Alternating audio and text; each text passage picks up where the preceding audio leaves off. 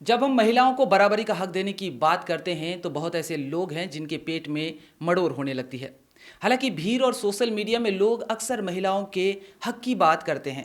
Mic मिल जाए तो चिल्ला चिल्ला कर महिला हक पर प्रवचन देने लगते हैं।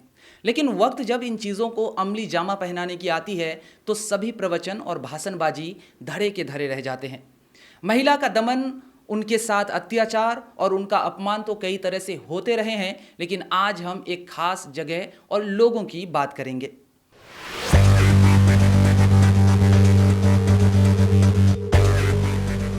महिलाओं का अपमान, महिलाओं का शोषण और उनके हक को कुचलने वाले कोई और नहीं बल्कि कभी उनका भाई, कभी उनका पति, तो कभी उनका बेटा या फिर कोई पुरुष ही होता है।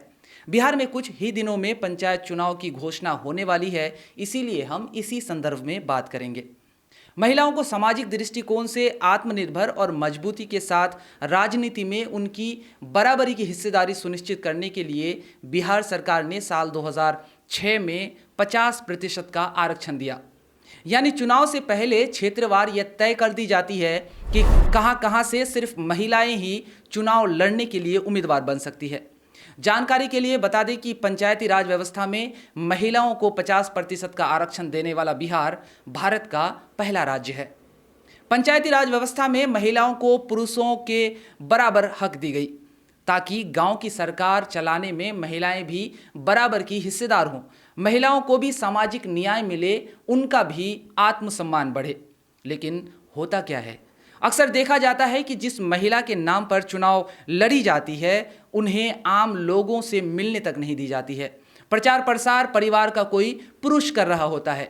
यहाँ तक कि महिला के जीत जाने के बाद भी अक्सर सरकारी बैठकों में चुनी हुई महिला जनप्रतिनिधि नहीं जाती, एक सेकेंड, जाने नहीं दी जाती।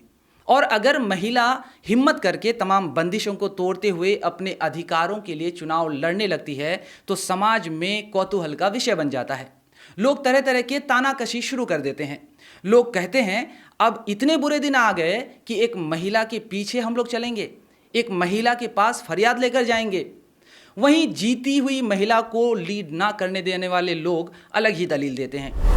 उन लोगों का कहना होता है कि महिला जनप्रतिनिधि को कार्यालय संबंधित कार्य नहीं आती है, इसीलिए उनके बदले प्रतिनिधि बनकर भाई या पति या बेटा काम को आगे बढ़ाते हैं। अब यहाँ एक बात आपको जानना जरूरी है, पंचायती राज व्यवस्था में प्रतिनिधि जैसा कोई ढकोसलाबाजी होता ही नहीं है। दूसरी बात यह है कि अगर महिला जनप्रतिनिधि को कुछ नहीं आता है तो उन्हें सिखाई जाए ताकि महिला मजबूत हो, महिलाएं सशक्त हों। लेकिन इन सब से परे अगर कोई सिखाने के बजाय महिला जनप्रतिनिधि के ओहदे को हथियाने लगे तो आप बताएं उनसे बड़ा कोई महिला विरोधी हो सकता है क्या?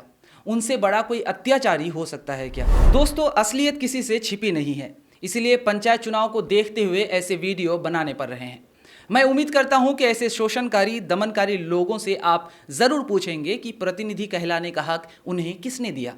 जब ऐसे लोग आपके दरवाजे पर वोट मांगने आए तो उनसे जरूर पूछिए कि जो शख्स अपने घर की महिला को उनका अधिकार लेने नहीं दे रहा है वो पंचायत की अन्य महिलाओं को उनका हक कैसे दिलाएगा। साथ ही जाते जाते एक अपील करना चाहता हूं, अगर आप पंचायती राज व्यवस्था में किसी ऐसी महिला जनप्रतिनिधि को जानते हैं जो सभी कार्य खुद ही करती है, जो सशक्त हैं, तो गर्व से उनकी जानकारी कमेंट में ज़रूर दें।